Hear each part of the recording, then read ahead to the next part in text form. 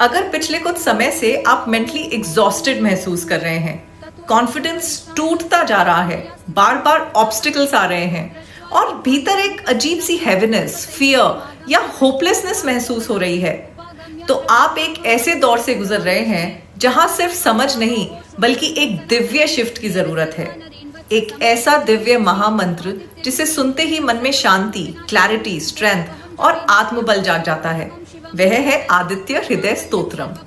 और इसकी शुरुआत होती है रामायण के उस क्षण से जब स्वयं भगवान श्री राम भी अंदर से टूट चुके थे। लंका का युद्ध अपनी चरम पर था। सामने था रावण, अत्यंत शक्तिशाली, विद्वान और लगभग अजय। भगवान श्री राम उस क्षण थके हुए और भीतर से दिशाहीन थे।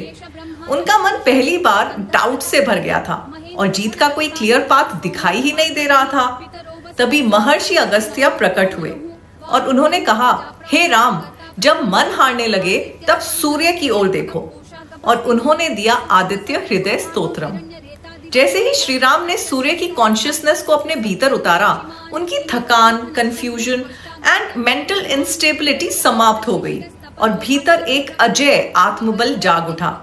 यही वह मोमेंट था जब एक थका हुआ योद्धा एक अजय शक्ति में ट्रांसफॉर्म हो गया और उसी अवेकेंट एनर्जी के साथ रावण का अंत निश्चित हो गया।